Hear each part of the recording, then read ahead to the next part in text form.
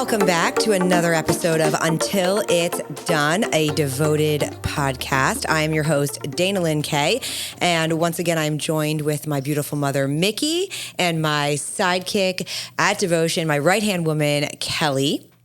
And we are here talking today about the devotion lifestyle, first and foremost, because you guys hear us talk a lot about lifestyle.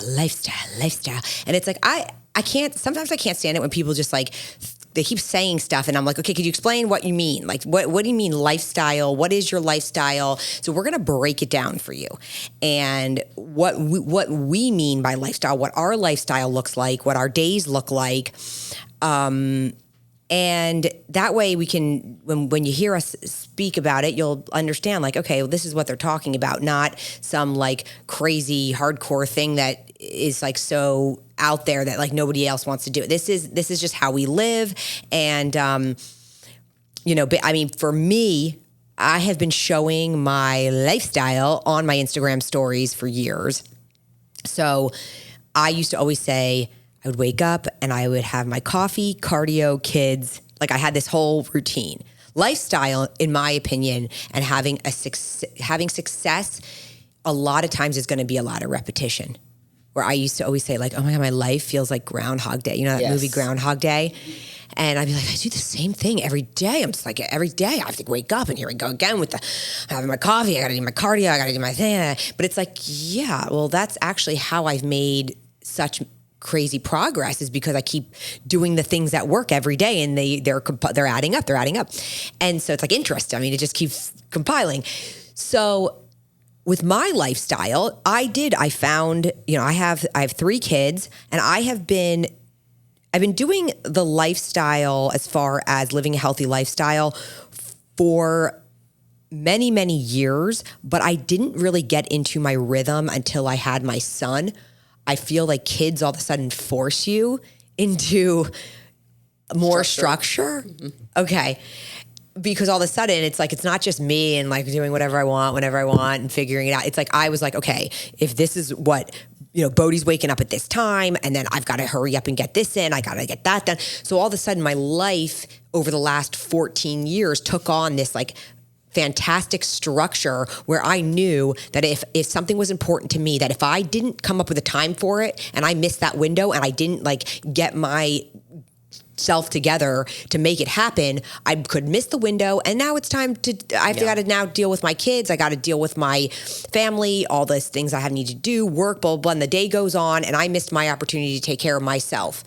And so I realized very soon after I gave birth to Bodhi that my life, just like his life now as a baby, he was on a nap schedule. I was like, okay, well, I'm now on a schedule. And if he's waking up at 7 a.m, that meant that, years ago when I used to say like, oh, I'm just not a morning person. It's like, okay, well, when would you like to do all this other stuff now that you have a baby? So I was like, okay, I have a problem. I don't have any time to work out.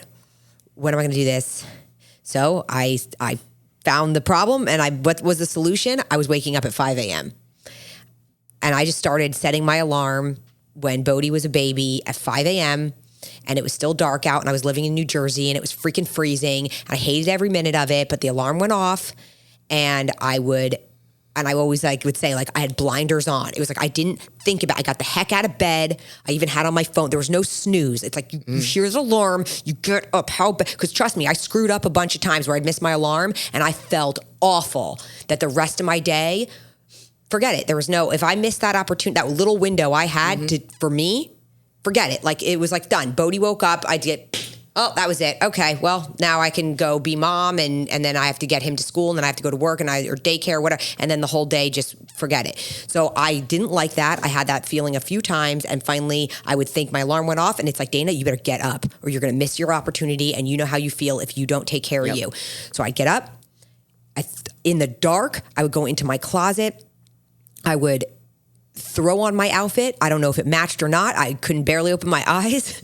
Put on a sports bra, put on my sneaks, put on my stuff. I'd roll downstairs to the kitchen, fired up the coffee machine, and it was still dark in the kitchen, and the house we lived in New Jersey was creaky, and I was like, oh my God, I don't wake anybody up because I need this time. And I would sit there with my coffee, and I'd fire up my laptop, I'm checking my emails, I'm drinking my coffee, and then all of a sudden I would know, like, okay, I got to get on cardio.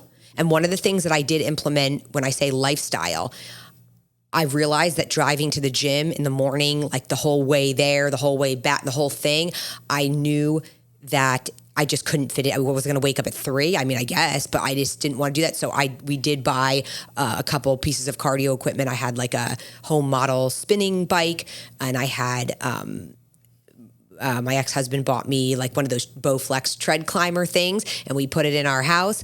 And I knew I had to have cardio in my house. It was just something that I knew even from college. I had a spin bike in college when I taught spinning, and I wanted to do cardio before class. So that was how I was doing. I wasn't battling traffic or anything. So get on the cardio. I would get my session in. Once I got that session in, I felt great. And I was like, yes, now I can like go conquer the rest of the day. I carved out that little workout time for me, because I also knew that if I waited until I put Bodhi to sleep at 7:00 at night, and then I cleaned up the kitchen from dinner, forget, I'm tired. I'm like tired. I've had a long day. And then I also, it's like, I'm married, I have a husband. So when do I hang out with him if now I'm like, bye, I'm going to the gym now for another 2 hours. Like I'll see you at bedtime, and then everyone's exhausted. So forget it. So I understand why a lot of people do find it hard, because we only have so many hours in the day. But I've also encountered a lot of people who don't say, okay, I got to squeeze this in. How am I making it work? It's like, okay, well then you're going to, and when people like me, where I told you guys the last episode how I get offended when people think it was just like handed to me. It's because, or like that fitness came easy, or that, the thin privilege conversation we had in the last episode. It's because I'm like, I made a lot of sacrifices to accomplish what I did. Like I didn't say, well, I'm not a morning person, so I just, it wasn't in the cards for me. No, I was like, I am not a morning person, but I still woke up at 5 a.m., got my butt on cardio, and got my things done. Yeah. Like I didn't make excuses for like, well, I guess I've had kids. Because a lot of people like to use that they've had kids, and that's why they let themselves go, and they're just whatever. And so I am like, oh wow, I sacrificed a lot, because not only was I waking up at 5 a.m. to do the cardio, whatever, I was also preparing all my meals. I was, prepping all of my food. I was prepping my kids' food. I was doing the whole thing. So it's like, don't tell me it happened by accident, or that I was privileged that it happened. What we put in the work. So lifestyle, in my opinion, is finding, you're making, it's healthy habits, and we can dive into healthy habits and what they are, but it's doing whatever it takes to get them done, carving out that time in your day, or finding where you can carve it out in your day. I'm so inspired by people who say like, well, on my lunch break at work, I go on my 30-minute walk. And I'm like, wow, because there's a lot of people who on their lunch break at work just go sit and they play on their phone. Mm-hmm. And they go to a restaurant. Or they go to the restaurant and they have their whatever. There's some people who are like, well, that's when I get in my steps. And it's like, wow, okay. Well, you're sacrificing your 30-minute lunch break to do something for your healthy lifestyle. So, I think it says something when, first of all, you can identify the problem, and you're finding the solution, and you're making it happen, and you're making the time, and you're not making excuses. So first of all, that's a big part of a healthy lifestyle, because it's very, very easy to make an excuse why it doesn't work for you. And like those excuses, I'm just like, those are like, when I start hearing people talk like that, I'm like, okay, all right, whatever. So Kel, what would you say, what are the things that you do? How do you structure? That's how I structured my morning for a long time. What does your morning look like for your healthy lifestyle? My morning now looks a lot different than what it did when I was competing, but now it's structured, but I enjoy my life. So I like to start every day. We talked about this in the last episode. I make my bed every morning. It's the first thing I do. As soon as I get out of bed, it's before I go do anything. I make my bed because I've accomplished something for the day. I make my protein coffee. That's every morning. What's your favorite protein coffee? What do you make? Oh my God, the Sinful Cinnamon. I used to be a Mocha Java girl, but Sinful Cinnamon is my jam. And coffee pot set the night before. All I have to do is get up and make my coffee creamer, put that in there, and then I sit with Jesus for an hour and talk about whatever I need to talk about. My faith is very important to me, and it sets the tone for my whole day. From there, this is more of probably a weekly thing, or actually probably twice a week is when I prep my food. But I always have my meals ready to go. I have lunches ready, all the time. Supper is a little more lenient because I'm at home. I can kind of put it together, but I always have my lunches ready to go.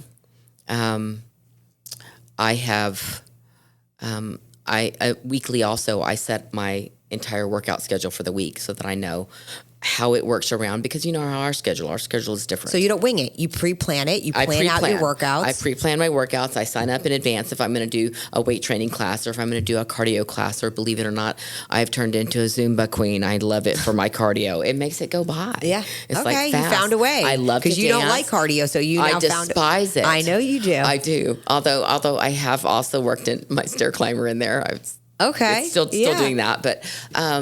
But yeah, I pre-plan my meals, my lunches all the time. I make sure that I get my steps, minimum 7,500 on up to last week, because we were moving. There were days when I was at 23,000 a day. Wow. So you have your step really goal. Good for the average, but yeah. So you have your step goal planned out. So you are my planning step goal, everything out. Yes, I'm planning all that. I have my move ring. I know how much I'm supposed to move. If I can do more than that, that's great. But I have daily goals that I go by, and I prioritize sleep. Yes. Because I turned 55 this year. And hormones, everything else, sleep is one of the prioritizing protein, prioritizing sleep, and self-care, which in my opinion is training and meals, making sure that everything is, that the tone is set, because then you can't, what was it that they used to always say? Fail to prepare to fail. Yeah, fail to plan, plan to fail, fail. Exactly. Yeah. It's I talk about it all the time. Yeah. And the weeks that I'm not planned out, it's like, what, you're just going to wing it? You're going to come up with it at the spur of the moment? You have to plan. What are you doing that week? What are your goals? And find the things that are going to be sustainable for you. It's it's kind of a hit and miss thing. That's why I have a sweet tooth. That's where devotion, that's where my devotion comes in handy. I have to have my Fairlife chocolate milk, my tub of Mocha Java, and my zero sugar Cool Whip. That is my... That's what works for me. But if you didn't have that, you'd be digging around for something else. And you could land in a lot of trouble. I could land at the Cold Stone Creamery down the road, which was who knows where you would land. It's much safer if I have all my sugar-free stuff lined out and ready to go. Yep. We used to always kid about how devotion should be a staple, like a pantry staple. Yes, but it is. It's a pantry staple. I have my top 4 that are lined up on, and they rent counter space. They have real estate on my counter because I use them every day. Yeah, because they're a tool in your lifestyle. Yep, in your lifestyle to keep where you want to be, to accomplish what you're trying to accomplish. So, planning is huge in this lifestyle. Yes. Yes, you can't just wing it. And it completely, what you were saying earlier about repetition, it is. It's like that, But I'm a creature of habit, so it's completely okay with me. I like knowing, especially with my lunches. Lunch is complete repetition. It takes the guesswork out. Same thing every lunch. But people overcomplicate things because they're not. It seems overwhelming. I don't even know this. If your week isn't planned and you don't know what you're eating, when you're training, to get all your healthy things in, then it just seems overwhelming. You don't know what to do, where to start. It's like if you have a plan, you just follow the plan. And repetition takes it makes it easier to trust the process. Mm-hmm. You don't have to sit every day on a scale or worry about counting your macros or what does this have in it? What does that have in it? I know exactly what I'm eating. Yeah. And I know exactly what I'm eating every day. So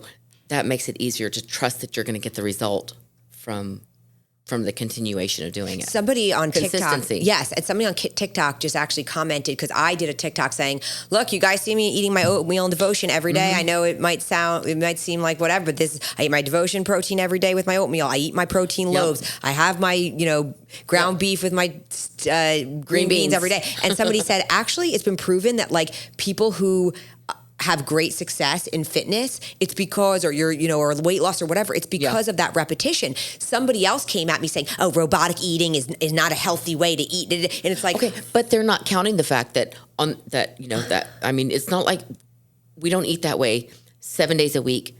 4 weeks out of the month, 365 days out of a year. We have a split. Yes. There's some comfort. We're not competing. We're not stepping on the stage again. No. So I would say I'm probably about 85% consistent with that.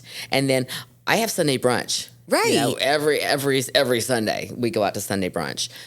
And I enjoy a treat out with the grandbaby. Yeah. Every once in a while, but that's what it's all about, the sustainability of it. Yes. So, yeah. And it's not like, I have it where I'm constantly substituting the vegetables. I'm constantly substituting. So it's not like I'm eating the same exact thing like every single day. Yeah. I mean, but I basically keep to the same structure of a meal. A meal's always going to have protein. I'm always going to have vegetables with my stuff. I'm always going to have, you know what I mean? So it's like, but it's just like, I know that's what I'm not trying to figure out like, okay, what am I eating now for lunch, or what am I going to have for breakfast? I know for breakfast, I'm going to have some kind of high fiber carbohydrate, like cereal, or I'm going to have oatmeal, cream of rice, something like that. I know I'm going to have fresh berries. I know I'm going to have my devotion. Like, it's just what I like. And also in a busy life, who has time to start figuring out what you're going to have for breakfast? I was running out the door. I didn't have time for my oatmeal today. I grabbed a loaf out of the fridge. I jumped in the car and I headed over here, and I'm eating it on the way. Yeah. But I'm still going to be successful because it's not like I pulled through McDonald's on the way. Yes. So, but I was prepared because I made my loaves. I had 8 loaves in the fridge. Yeah. They're all wrapped up in foil. I made them on Sunday, and now all week I can grab for loaves. And if I'm in a pinch, okay, there's my healthy meal. I don't have to. And I didn't feel like, oh, great. So I ended up with the fries and a Big Mac. Okay, great. Not that I would ever do that anyway, but that was an extreme. So, okay. And Mom, what about you? What would you say you have done through the years that have been consistent with your lifestyle? Because you've kept a very healthy lifestyle. What are the things that you do? Well, it's a lot of the things that you and Kelly hit on mainly. First of all, I've always worked out. I try to do 5 days a week. And Come close to the mic. I do it like I have a set time that I'm going to go to the gym. Yep, like an appointment. An appointment. I don't let anything get in the way unless I'm out of town or something. So I do that. I'm terrible about doing my cardio, although I'm trying to do it now. Yep. Dana, like you, I prep my food. I make the crock pot chicken. I always have that. I always have salad. And I have an idea of what I plan to eat. I know that it's going to be protein and vegetables, and I'm going to get in the fruit at breakfast.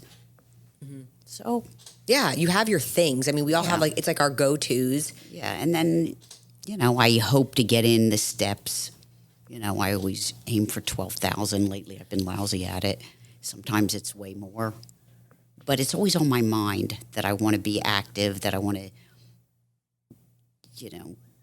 move during the day. Right. I think the fitness trackers have helped us a lot too. It started making us realize, because of, say we're working all day and I'm sitting at my desk and I'm just on my laptop and I'm working and I'm doing Zooms. All of a sudden I look down and I'm like, oh my God. Stand up. I'm like, I have 2,000 steps. And then I'll realize like, okay, that means probably after I'm done working, I'm going to go on a nice walk and I'm really going to put an effort to getting some steps because I've been so sedentary. But years ago when we didn't wear these trackers, we really had no idea. And a day at the laptop feels exhausting. So you're like, oh, I probably had a good day. And it's like, no, you actually haven't moved at all. The tracker makes me feel guilty. Yeah, it kind of, it's a reminder. Conscious. How about conscious, Yeah. So I think the trackers are great. Yeah, I love it. Especially for steps. I don't trust them. Here's a little thing. I don't trust them for caloric burn all of that No. stuff. I don't. Those trackers are not correct. Any of them. I mean, the Apple Watch, the Garmin. There's too many things that have to go into figuring that. And for it to be that is accurate. those aren't correct. But as far as steps, use it for steps. Heart rate is a good thing to always watch. Just it's good. I don't know what you're going to do that, but heart rate is a good tool that you can have on hand. But I think the most important thing are steps, because being sedentary is something that is easier and easier to do in society today. Yeah. Mom and I were just talking about this yesterday. We were talking about the changes as Mom has gotten older, and we were talking about hormones. We were talking about that we're going to discuss today menopause, going through menopause, changes in what, and Mom's experience is probably going to be different than anybody is hoping to hear, because they want to hear like oh, I had such struggles and I found my way or whatever. But Mom has a different reason for why her body went through the changes, and I think. And my experience already so far with hormones is going to be different. So, Mom, explain your experience with menopause. Yeah, mine, I guess I would say it wasn't bad. What age were you when you went through I menopause? was in my mid-40s, and I thought I was starting menopause. I went to my gynecologist, and he said, "Oh, no way. You're too young." So I was like, okay. And then it wasn't until I was like 50, and he said, "Oh yeah, you already went through menopause." You were like, what? I told you. Yeah. So anyway, but I had hot flashes. I felt horrible, night sweats, and then I ended up going on. I think it was called Prempro. I think it was estrogen and progesterone. Right. Yeah. And that was good. And then, But you didn't go on that until your 50s, right? yeah, Okay. yeah, or late 40s, whatever it was. Right. Anyway, so I guess they say that you could get breast cancer from being on estrogen. Without progesterone. Yeah. Okay. Well, anyway, so some doctors want you to get off it as soon as possible, but I stayed on it forever. And then I think it was during COVID, I finally went off, and I felt lousy, and I went back on, and I'm still on. Okay. So I'm always on it. Yeah. I don't know. Hopefully I won't get breast cancer. It doesn't seem to run in my family. Now, But so the crazy part is, for you going through menopause, because this is an interesting thing. So mid-40s you were going through, because I also remember you telling me that you also went through puberty early. So it makes sense. Like if you went through puberty early, Yeah, you probably I went through menopause early. Okay, so then if you're going through menopause like mid-40s, you knew what was happening because you were doing all these changes. And then by the time you were 50, the doctor's like, okay, you're done. Yet you were in phenomenal shape through your 40s and 50s. yeah, And your best shape of your life. And Yes. so your hormone, you were never like, well, I'm going through menopause. No, you were ripped. No, that's why. Okay, we were talking about this. Look, I can't speak for other people, but No, this is your experience. right for me, yes, I was in the best shape of my life in my mid 40s through my 50s. Yeah, you were. Yeah, and so I can't say that menopause made me heavier. No, you It didn't didn't. get a I- belly. You didn't get, none of that stuff happened to you. because I remained active. I was working out 5 days a week. I continued to do that. But besides working out, I remained very active, like washing the car and things like that. I mean, I was just always You were always physically moving. doing things. Always, Yeah, because I like to, Yeah. Now, for me now, I'm not as physical in what I do other than working out. Now, your body, see, that's funny thing is, And another thing yeah. is, at 50, I got divorced. Yep. And my lifestyle changed. I was going to say, this is what I was Okay. going into. So that's why I did gain some weight. Your body changed because you started dating. Yes, I started dating, and I started eating out a lot, and I started drinking. I used to drink a glass of wine every Friday night, just one glass of wine. Yeah. That's it. Yep. And then when I started dating, I started drinking more often Yeah. and more. Never as a then you problem, were- but it became a whole social thing, and I was eating out a lot. Right. Your lifestyle changed My because lifestyle. when you were married, you guys didn't do all that stuff. No, I and didn't so want to. I was building a business, but I didn't want to eat out. Right. You were very regimented. And then you started dating, you're traveling, you're going to restaurants, you're eating foods you normally weren't eating. You're socializing like crazy. I gained 10 pounds. And then you started and say, "Oh God, I'm gaining it here. I'm in my belly." I started putting on weight here. But When I was started missing my workouts, I wasn't as consistent. I always went back to it. It was always part of my life, but I would miss them here and there. And then as you got older, the other things, because as your daughter, I would see, and I'd say it to you sometimes, and I'd say, "Ma, like when you complain that you put on the weight or it's harder to get it off as I'm getting older," and I'm like, "You used to like mow our lawn. You used to, you were." As you got older, it's like you weren't mowing our lawn. We had a lawn company after, it's like, you weren't doing the things that you were doing as a young active mother, like as a, right. So you were more sedentary. And then also your mornings looked a lot different. Then once you weren't like reporting to the office and like doing that life, you were on your phone. Oh, my phone has changed my life. It's for the worst. Yes. Yeah, I spend way too much time just perusing all the different. So you're on your butt a lot more. Yeah, I just sit around too much. Yeah, on the phone in the mornings. The mornings are slower, and a lot of times I'd say to you, because you'd say, "Oh, did you already do your cardio?" And I'd say, "Yeah, I'm done. I'm done with my cardio." And you go, "Oh God, I've been." And then I'd say, "Like, well, what have you been doing?" You're like, "I've been sitting on my damn phone. Like, I should have gotten up. I should have done it earlier. I don't know what." And it's like a lot of times, like this phone will suck you in. No, it's like I read the news. I read it. All these things that I never knew about before. Like, who cares? Now I'm not big onto social media. I don't It used to be years ago. Doing. Mom didn't know who the movie stars. When Mom's building her company, she didn't know who anyone was, what movie was out, what song was popular. I didn't even know who was president. It doesn't I didn't even know. know. Then when I started building my business, she'd call me, "Dana, oh, did you hear about Britney Spears and what happened, whatever?" And I'm like, "No, Mom, I didn't," because now I'm building my business and you're worried about stupid stuff that we never worried about. And I'm like, she's sending me articles about stuff. And I'm like, this woman needs a job. Is what this woman needs. Because now I'm thinking, oh, did you hear about this? Did you hear about that? No. Like, unless it had to do with devotion or the 3 kids or, did you hear about my laundry? I don't know, because that's what I was doing.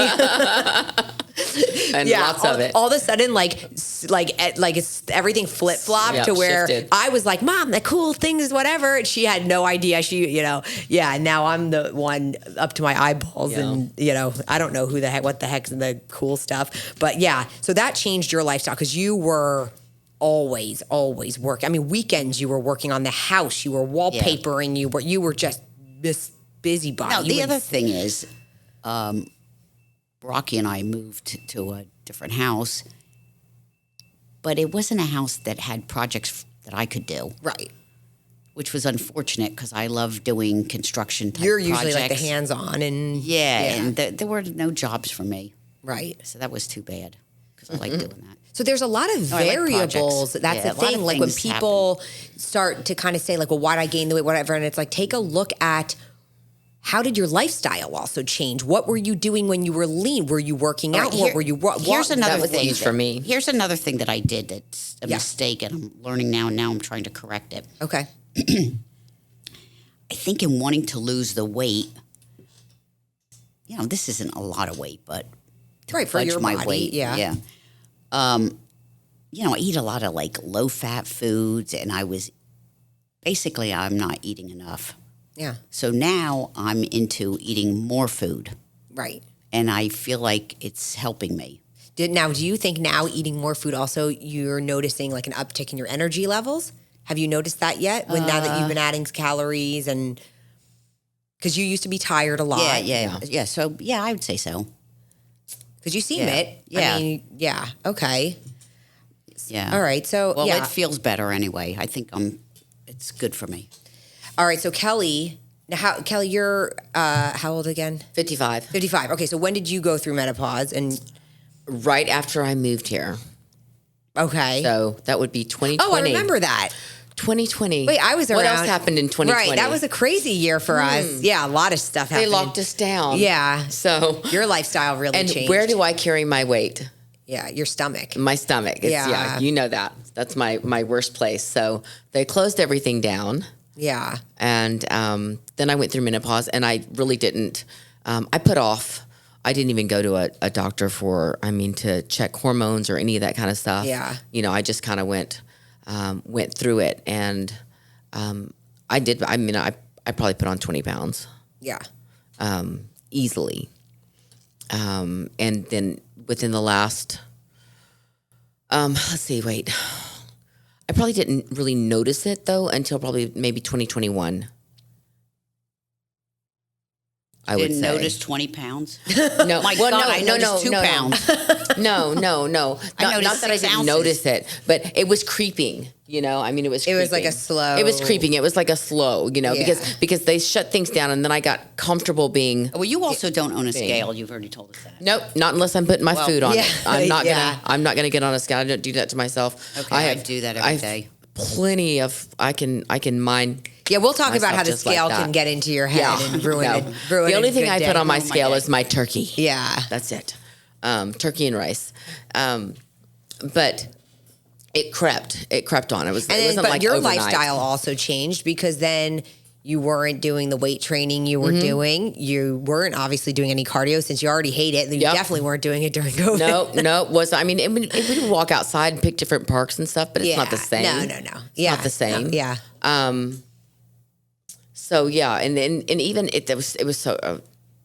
Okay, let me just digress because I'll get to go on the whole COVID thing. But even like the gym and the apartments and stuff were closed. Which was ridiculous. You couldn't go Right. anywhere and do anything. So I guess, and then I got lazy. Yeah. Just to keep it real. Yeah. I was comfortable not doing anything, and then you sit on your pity pot for a little while, and then one day you decide, maybe That it's was me time to during do my something. pregnancies. I Yeah. just got lazy. I just was So- like, this was my time off. It was like my excuse. It Yeah. was my, So yeah. back in after talking about it, probably when I talk about it for like a year, saying I think I'm gonna have my labs done. I think maybe I should have my labs Yeah. done. Maybe there's something, and then finally had my labs done this year, actually in January, and finding out that I have 0 hormones, like Yeah. none.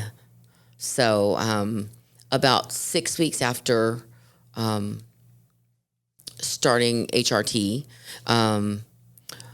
and actually I was only I took progesterone, and then they started because I had 0 testosterone too. So they started me on low dose testosterone.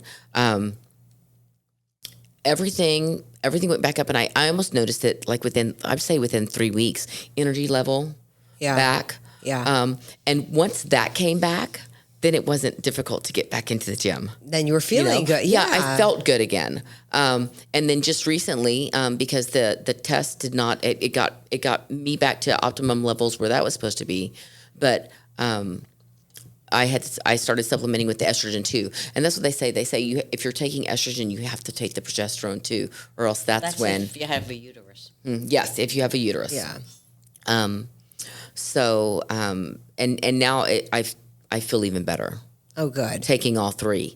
And I have the energy, and I'm back in the gym, and I'm in the gym 6 days a week now, and I want to go again. So that's phenomenal. That's probably the biggest advice that I can give to somebody is that if you feel like you're going through it, don't listen to anybody that's telling you that you're not.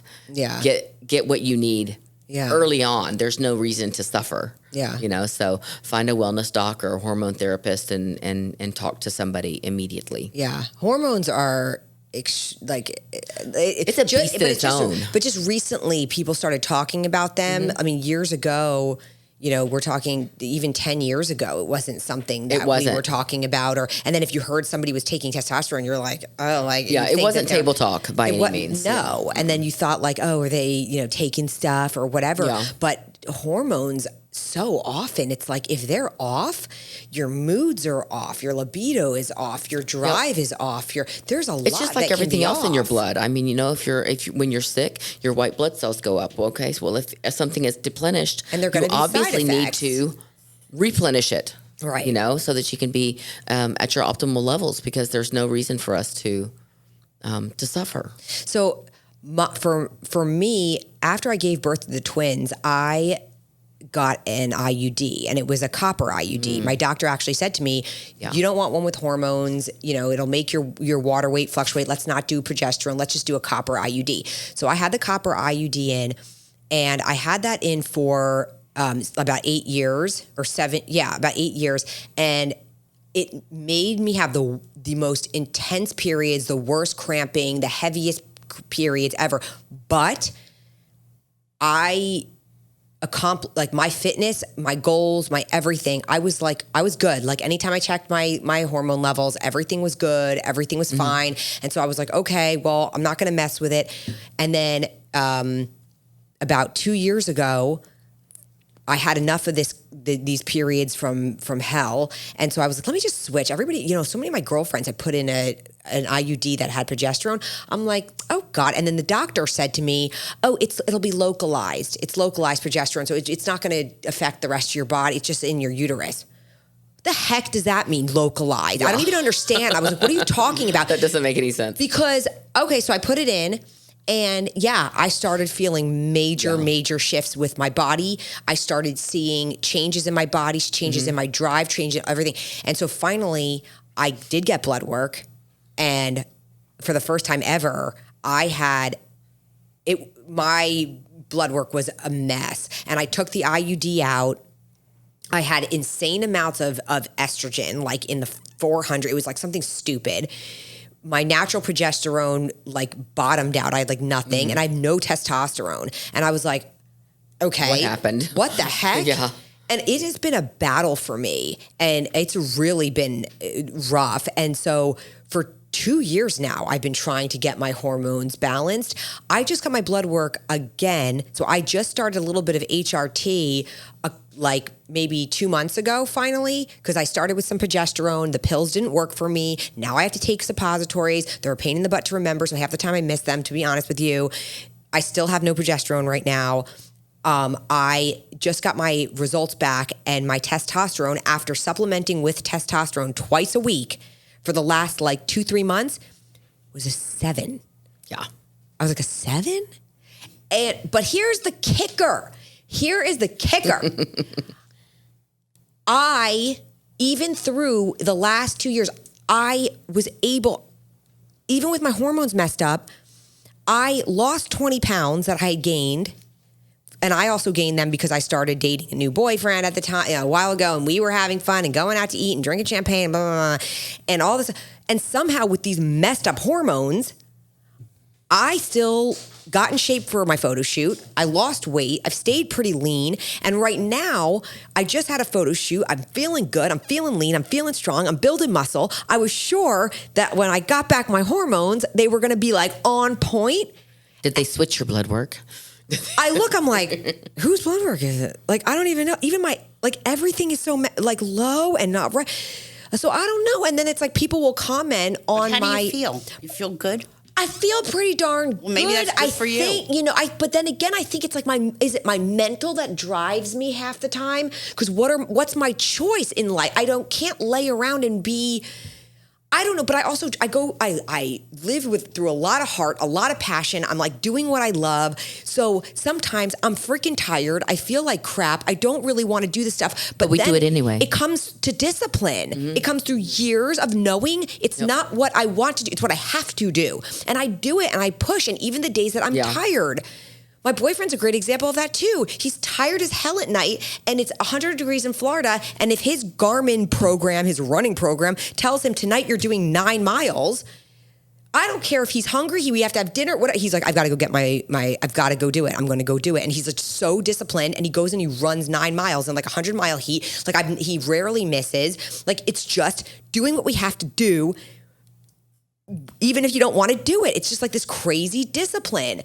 Because then trust the process. I'd say you're well matched. We are. Yeah. We're well matched. And he gets it. He respects me and I respect him. And we're just don't mess with my fitness. But I don't know. So the hormone thing for me right now is still a little bit of a weird mystery. I still have to, I am working with people who are trying to help me, and I might switch if we're still, but it's frustrating and it's weird because it's for everything we know about hormones, I have people who understand hormones looking at my hormones and they're like, well, according to this, you should be, I don't even know how you're getting out of bed in the morning. You should feel absolutely terrible. Your levels are terrible.